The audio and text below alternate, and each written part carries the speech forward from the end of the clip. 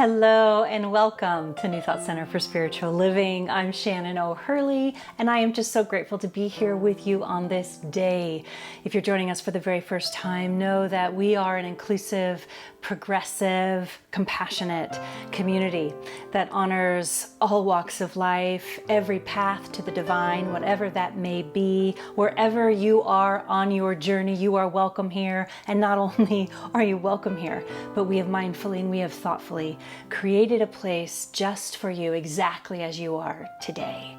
So we've got a great service planned. Justin Lacey is here. He is so talented. I'm going to be talking about cultivating a compassionate heart, how we do that, and then how we take that out into the world to help create a world that works for all people. So relax, curl up. Glad you're here. Welcome. Thank you, Rev Shannon. I'm practitioner Sarah Forbes, and I invite you all now to join me in our time of prayer. So if you feel comfortable, go ahead and close your eyes, and I just invite you to settle into this space and into this moment. Feeling the breath come in and out. And as we breathe in and breathe out, I simply acknowledge that there is only one thing happening. One love, one light, one beautiful presence that I call Spirit that moves through all things at all times, blessing all events, all situations. And so I know that I am a blessing. I know that I am an expression of this beautiful presence. I know that that light lights up my being. And so all that I say and all that I do is an expression of Spirit. And I also know that all people, everywhere, are held in divine light, guided in the divine way. And so I know that we can simply relax now in love, in that presence, as we embark on this service together. And I deeply know that this service is a holy and wonderful expression of Spirit, that we are uplifted right here and right now by being part of it, by experiencing it together. And so it is in deep gratitude that I hold so much appreciation for Rev Shannon, for our ministry team, for all the wonderful hands it takes for our uplifting and amazing musicians, knowing that we are in the grace, knowing that we are in the blessing, knowing that we are upheld by Spirit in all that we do. And so I simply let it go in gratitude and I release it into that presence, into that light, into that love, knowing that it is all good, and so it is. Now is our time for meditation, and we will have a wonderful chant with Brian Harris. Thank you, Sarah. Well, as you can probably see, I'm not at my house. I'm at the center with Rand. We're multiples of social distance as he's back in the booth and I'm here at the piano. It's quite surreal to be here without all of you, but your spirit is here and it feels like home. So let's settle in, feel the earth under our feet, and enter meditation.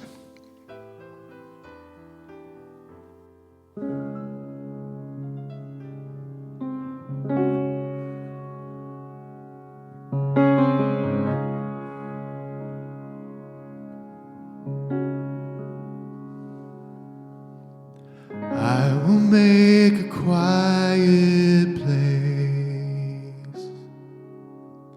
quiet place within my heart, and I will wait upon the love,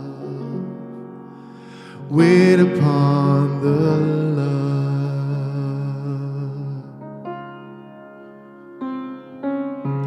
I will make a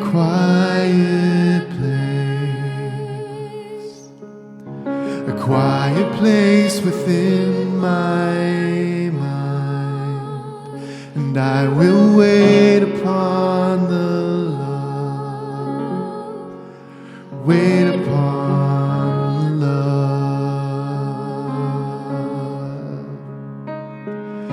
Be still, my soul, be still. Be still, my soul, be still. Be still and know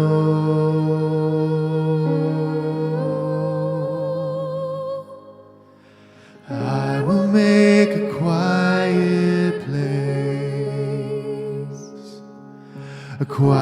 place within my life, and I will wait upon the Lord, wait upon the Lord.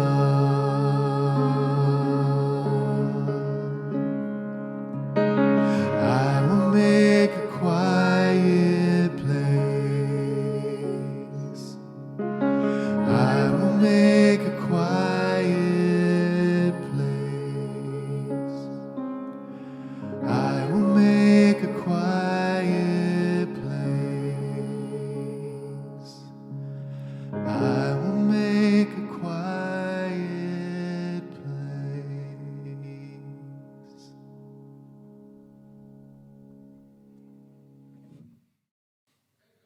And so it is.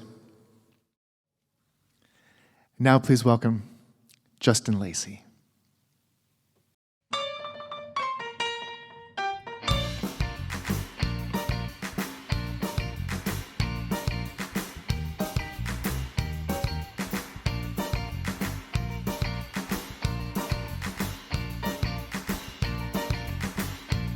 I said, hey, I'll be gone today, but I'll be back all around the way. It seems like everywhere I go, the more I see, the less I know. And I know one thing, I love you. I love you, I love you, I love you. Now, I'm not a highly metaphysical man, but I know when the stars are aligned, you can't bump into a person in the middle of the road. Look into the eyes and you suddenly know. Rocking on the dance hall, moving with you, dancing in the night in the middle of June. My mama told me don't lose you, cause the best love I had was you. I said, hey, I'll be gone today, but I'll be back all around the way. It seems like everywhere I go, the more I see, the less I know. And I know one thing, I love you. I love you, I love you, I love you.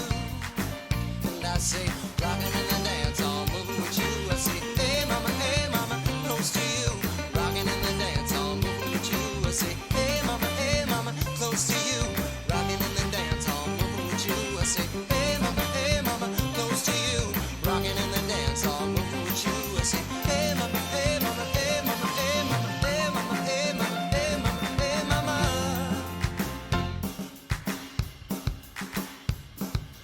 My mama told me don't lose you, cause the best love I had was you. Cause I know one thing, that I love you. I said, hey, I'll be gone today, but I'll be back all around the way. It seems like everywhere I go, the more I see, the less I know. And I say, hey, I'll be gone today, but I'll be back all around the way. Seems like everywhere I go, the more I see, the less I know. And I know one thing, I love you. I love you, I love you, I love you. I love you, I love you, I love you. I love you, I love you, I love you. I love you, I love you, I love you. Rockin' in the dance hall, moving with you. Rockin' in the dance hall, moving with you. Rockin' in the dance hall, moving with you.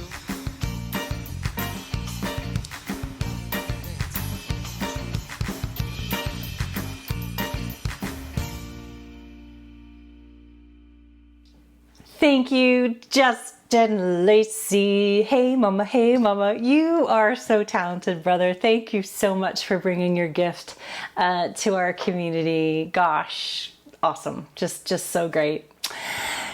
So, it is July. Yes, I know.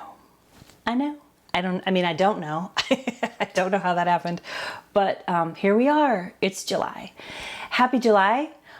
We have a theme for this month, and it's called Compassion in Action. And every week we are going to be unpacking and exploring the universal, timeless spiritual principle of compassion and how we can utilize that and harness that to create more grace in our own life so that we can be a beacon of love and we can help create a world that works for all people. And today my talk is called A Compassionate Heart. So I want to tell you a story that was told by Scott McClanahan. So a long time ago, in a little town, there was a young man, maybe high school age or so, sort of older high school age, and he had just a tumultuous, challenging, difficult relationship with his parents. So much difficulty and challenge there. A lot of love. It was just underneath a lot of pain and anguish. And it was sort of like oil and water, if you will. And one day, finally, they just all got in this huge, explosive fight, and horrible, ugly words were said. And the young man just finally thought to himself, that's it, I can't do this anymore. And he packed up his bags and he left without even saying goodbye. And he figured he'd probably never even see them again. As it happened, he ended up having a really, really hard life. And ultimately, he spent many, many years in jail. When he was finally released from jail, he thought about his mother and father, and he didn't even know if they were still alive. But in a moment of courage, he wrote them a letter. And he wished them to be in good health, and he let them know that he was going to be traveling the next week on a specific day, and he was going to go home. And he was interested in seeing them, but he didn't know if they were ashamed of him or if they wanted to see him at all. So he said in the letter, if you want to see me, just grab a blanket and just hang it over the clothesline. And so I know that I'm welcome and I will come inside the house. And if I don't see a blanket over the clothesline, I will just turn around and leave.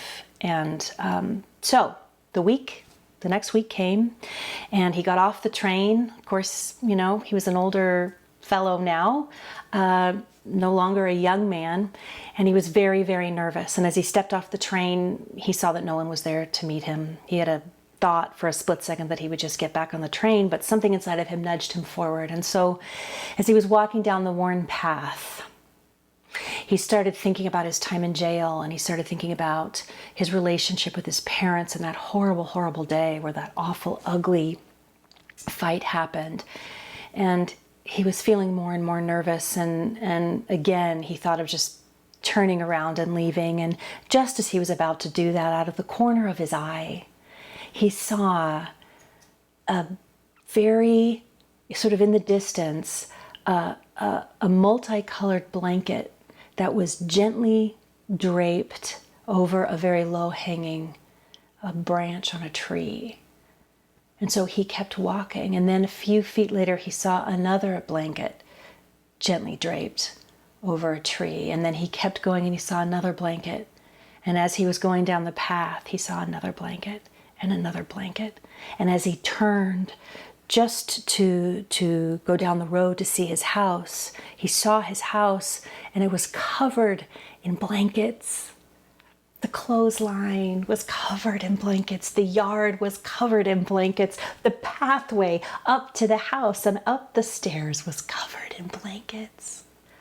And right on the porch were his two parents, standing there, tears streaming down their face, just waiting to welcome their son home.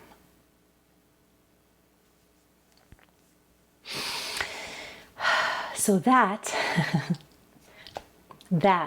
is compassion. That is compassion. And every one of us has ways that we have over time built up walls to protect our heart when we are hurt.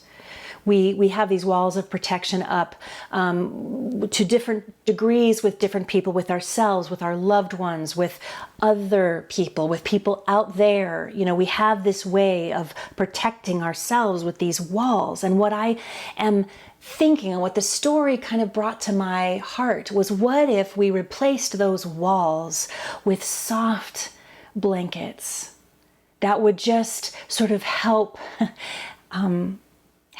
and aid a soft landing when we decide to open our hearts and be courageous, when we decide to forgive, to stay present, to be willing to learn or to unlearn.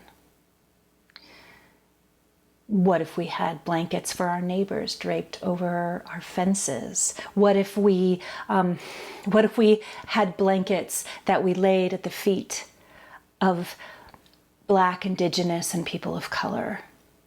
What if we lined the road leading to voting booths and women's clinics, women's health clinics? What if we laid blankets under the feet of those who are peacefully protesting and tirelessly working to dismantle racism? What if we had blankets of welcome and safety that we gently put down along our borders? What if we could lay blankets of compassion at the feet of this world? We are all at choice, my friends. We're all at choice. We can choose to build walls, or we can choose to lay down blankets. It's up to us. I'm going to invite you in this next breath to just consider, just take a breath and consider where it is in your own life that you could gently drape a blanket on a clothesline or at the foot of a doorway and surrender, to forgive, to accept, to love more, or to let love in. Where might that be in your own life? The American psychologist Louis Cozolino wrote that it's not survival of the fittest, it's survival of the nurtured. Survival of the nurtured. Survival of the nurtured. So where is it that you can nurture your heart more, especially right now? The root of the word compassion means to suffer, undergo, or experience. So compassion means to endure something with another person. In the classical teachings of the Buddhist tradition, compassion is explained as the heart that trembles in the face of another person's suffering. So true compassion requires us to be awake to the suffering of others. Victor Hugo wrote, "Those who do not weep do not see." Those who do not weep do not see. We experienced true compassion on a collective global level when the information about COVID-19 started pouring in worldwide. Do you remember that? It feels like a lifetime ago. It wasn't. And it was like this collective experience. Our hearts worldwide trembled, witnessing and feeling the pain of others. We prayed for people in China. We prayed for people in Italy. And we felt the depth of the human connection when New Yorkers started clapping and making noise each night on their balconies for the healthcare workers and our first responders. Our hearts were broken open, as the Buddhist nun Pema Chodron puts it. We were forced to look up from our tunnel vision, and feel the pain and the suffering of those who were fighting for their lives because of COVID-19. And then, while our collective hearts were open, while they were open and we were sheltering in and we were glued to our social media and the news, our compassion was further activated by witnessing the brutal killing of Ahmaud Arbery and then George Floyd. God bless them and all that came before them. Those experiences on a collective, global, energetic level opened our hearts even more. And this string of heart-wrenching events that we were open to seeing and feeling, and that is key here, we were open to it. That's why we saw it, because the brutality and the injustice against Black people has never stopped. It's just that COVID had just cracked our collective hearts wide open. And so the walls were down. And because the walls were down, we as a nation were unable to turn away and to unsee what our hearts had witnessed when George Floyd was murdered. Do you see what I'm saying? We were already raw and open, so we couldn't unsee it as we had in the past when walls covered our hearts. We were able to turn away and not see it. Are you following me? Are you following me? So what ended up happening with all of this is this set off this powerful avalanche, if you will, of heart-centered activism to eradicate systemic racism, starting with education, which always has to happen first. Case in point, I just quickly looked up the New York Times bestseller list, and I want to just read to you the top selling books that you will find across categories in no particular order. I want to read this to you. So you want to talk about race. These are the book titles, top best-selling New York Times book titles. So you want to talk about race, Between the World and Me, How to Be an Anti-Racist, White Fragility, Why It's So Hard for White People to Talk About Racism, Stamped from the Beginning, I'm Still Here, Black Dignity in a World Made for Whiteness, The Color of Law, A Forgotten History of How Our Government Segregated America, Me and White Supremacy, Just Mercy, The New Jim Crow, Mass Incarceration in the Age of Color Blindness, Becoming, Why Are All the Black Kids Sitting Together in the Cafeteria, The Warmth of Other Suns, The Epic Story of America's Great Migration, The Color of Compromise, The Truth About American Church's Complicity in Racism, White Rage, and the Unspoken Truth of Our Racial Divide, and My Grandmother's Hands, Racialized Trauma and the Pathway to Mending Our Hearts and Bodies. Those are the top best-selling books on the New York Times as of this week. All of these authors are Black or people of color with the exception of 2 white people, and every book on this list, every book that I just read addresses some aspect of racism. Now, why did I take the time to read the long list of the New York Times best-selling books? Because it is very important that I do so. That's why. It is very important.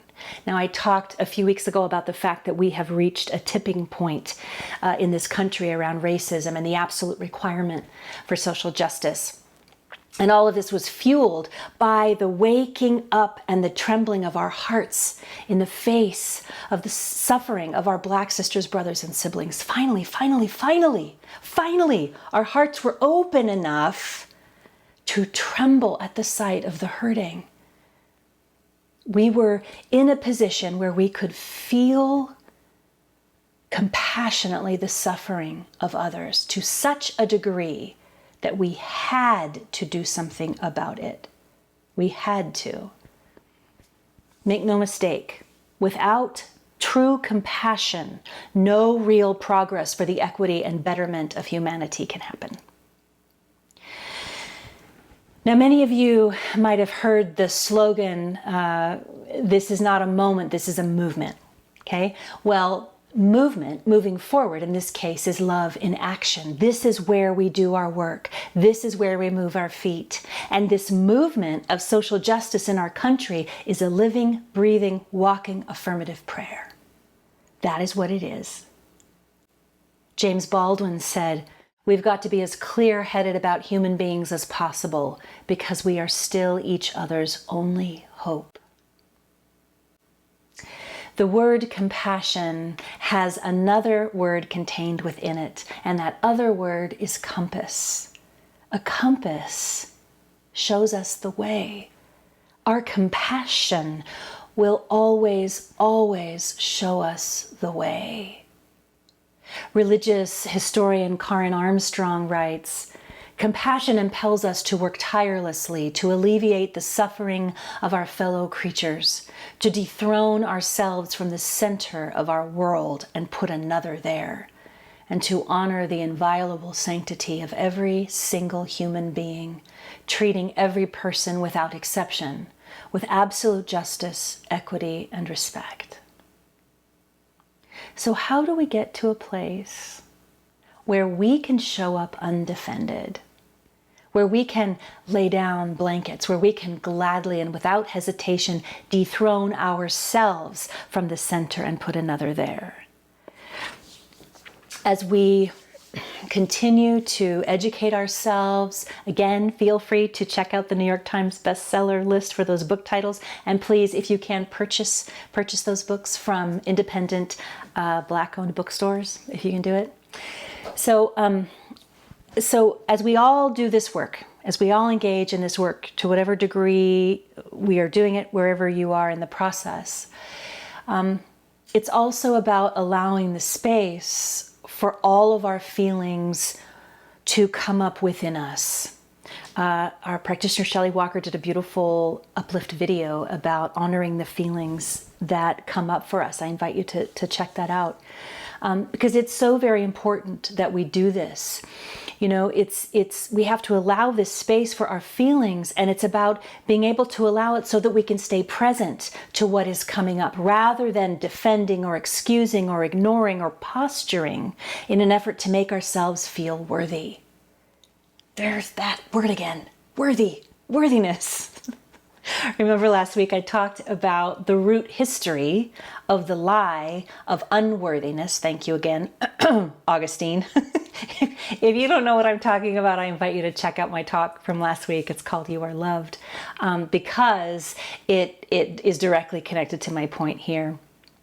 And that is that when we have an inherent feeling of unworthiness, it is much harder to let down our guard, to be vulnerable, to open our hearts to the possibility that we were wrong, and then to fully allow the wisdom of our compassionate heart to take over and to show the way.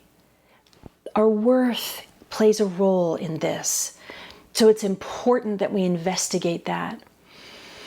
The work of integrating the concept of compassion in our beingness, as well as in our society as a whole, has moved from, religious, spiritual, and contemplative audiences, and it's this idea is growing, it's moving, and it's actually the study of compassion is now moving into science labs and universities. For example, the Stanford School of Medicine, they have a Center for Compassion and Altruism Research and Education, and they have the explicit goal of promoting, supporting, and conducting rigorous scientific studies in the area of compassion with the intention to help create a compassionate world. So this is a big subject, and it is being approached from many different angles. Study after study points to the fact that when people are able to acknowledge their own pain, when they're able to feel it, no walls, right? When they're able to really feel it and acknowledge it, and have compassion for it, and have compassion for themselves and kindness for themselves, then studies show we are able to actually have a heightened state of compassion and awareness, some would say wokeness, for others. And it is at that point that we are most likely to act on it. This is not new. Studies are proving it. Science is proving it. But this is actually an ancient idea. It's found across religious traditions. The oldest known religion on record, Hinduism, the mother of all religions, says, "Do not do to others which if done to thee would cause thee pain." In Confucianism, it says, never do to others what you would not like them do to you. In both the Hebrew and the Christian Bibles, it says, love your neighbor as you would yourself. Love your neighbor as you would love yourself. This is the ground that compassion walks on. There was a gentleman named Rabbi Albert Friedlander, and he earned his PhD in theology from Columbia. He was very involved in the civil rights movement. He marched with Dr. King in Memphis. He became chairman for the Conference of Religions for Peace. He became internationally known for his work in interfaith dialogues. For 2 full decades, he was the vice president for the World Union of Progressive Judaism. And in his lifetime, hang on. In his lifetime, this beautiful soul counseled thousands of people. And what's so interesting is that of all of his achievements, of all the things that he'd done, the thing that he was most known for was being profoundly kind to others and deeply gentle. He was a deeply gentle man, so a very, very effective rabbi. And the rabbi grew up in Nazi Germany. As a child, he was devastated by the vicious anti-Semitism that surrounded him. He told a story that one night when he was about 8 years old, he deliberately stayed awake so that he could make a list of all of his good qualities. He was 8, of all of his good qualities. And he came to the realization, writing these down, that he was not what the Nazis said he was. And he stayed up late that night and he read the list to himself one by one, over and over and over again.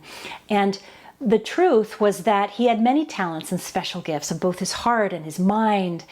And he vowed to himself that night that if he survived, he would use those qualities on that list of his, written in his 8-year-old handwriting, to help build a better world. And that is what he did. If you were to, like Rabbi Friedlander, list your unique gifts of both heart and mind, what would those be? And how might you use your unique gifts to help make the world a better place? Something to consider, something to think about. I invite you to just write them down and see what comes up for you. The Zen priest Kyoto Williams said, "Without inner change, there can be no outer change. Without collective change, no change matters." So in order to help co-create the collective change that we are all birthing, we must activate our compassionate heart. The Bodhisattva of compassion, known as Tara in Tibet and Kuan Yin in China, is an ancient embodiment of healing and compassion. And it is said that she hears the cries of this suffering world and responds with the trembling of her heart. There is a traditional prayer to the Bodhisattva of compassion. It is, "May this suffering serve to awaken compassion. May this suffering serve to awaken compassion." So let us acknowledge the suffering of so many people in our country right now, and let us awaken, my friends, our own compassionate hearts by laying blankets down, by being vulnerable, which is actually being courageous, so that we can learn, unlearn, and learn some more, and then we can be love in action. We can do this. Let's pray. So I invite you to close your eyes and just take a deep breath. What a gift and a blessing it is to be together at this time on the planet, moving through this birthing process. I affirm for each one of us here that we approach this experience in this lifetime with strength, with courage, with love, and with compassion. that we lay the blankets down where walls were. And in this moment, I allow this prayer to be a beacon of love and light to any place impacted by violence, by racial injustice, by COVID-19, any place that is calling for healing, for love, for peace. Together in this moment, we just allow this love to be right where they are. And in this moment, I allow this prayer to surround all of our loved ones, our family, our friends, wrapping them in love and light and compassion and grace and goodness and godness. I bless all churches everywhere, mosques, ashrams, temples, synagogues, paths, circles, all of the many ways, all of the many paths to spirit. We bless all of them in this moment. And so from this place of grace and absolute gratitude, I affirm that this prayer is answered. And so it is. Amen.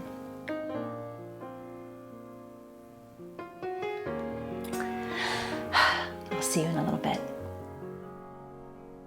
Thank you, Reverend Shannon, for your inspirational message and your beautiful prayer.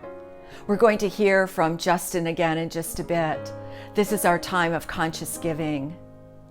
We're so glad that you chose to join us here today.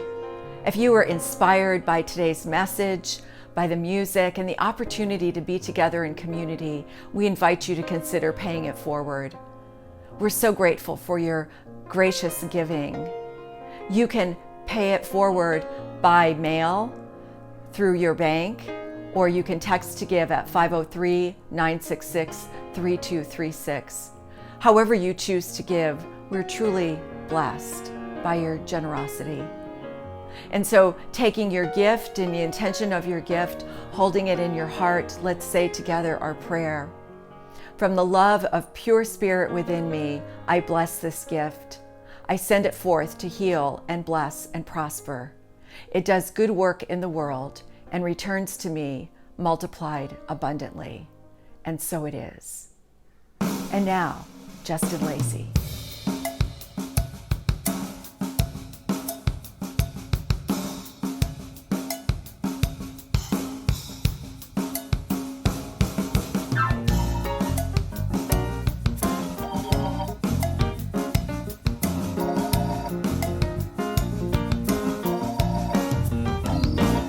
Now you can go downtown to show your face around. You got nothing that you wanna hide.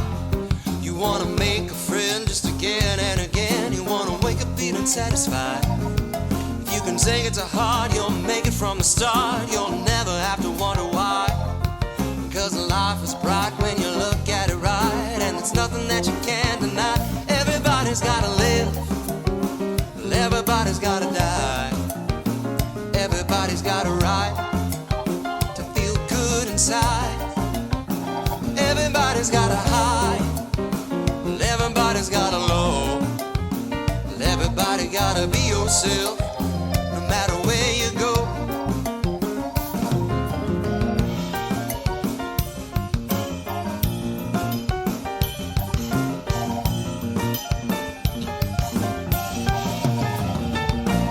Now you can trust yourself, but nobody else. Tell me where you're gonna go. Well, you might as well stay all night and day at home with your radio. Now you can take it or leave it, but you don't believe it. It's so very plain to see that your sister and your brother, no matter what the color, are one big family. Everybody's gotta live. Everybody's gotta die. Everybody's got a right to feel good inside. Everybody's got a high. Everybody's got a low. Everybody's gotta be yourself, no matter where you go. Everybody's gotta live. Everybody's gotta die. Everybody's got a right to feel good inside. Everybody's got a high, and everybody's got a low.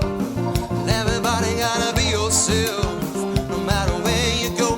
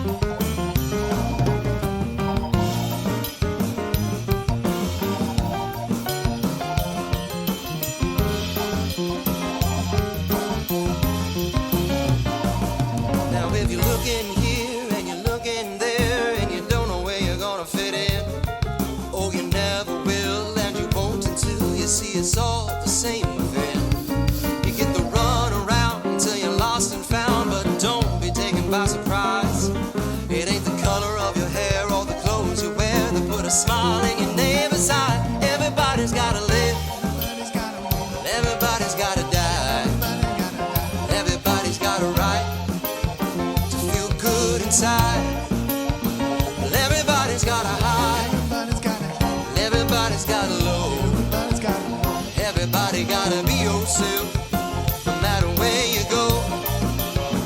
Everybody's got a will, everybody's got a way. Everybody gotta listen to what everybody say. Everybody's got a night time, everybody's got a day. Everybody gotta give a little love away. Everybody's gotta stand up if you're gonna be free. Everybody gotta know how to live in harmony. Alright. My, my, my, my, my, my. Oh, oh, oh, oh. Everybody gotta reap what everybody sow. Na, na, na, na, na, na. Yeah, yeah, yeah, yeah, yeah. Oh, oh, oh, oh, oh. My, my, my, my, my, my. Oh, oh, oh, oh. And everybody gotta be yourself, no matter where you go.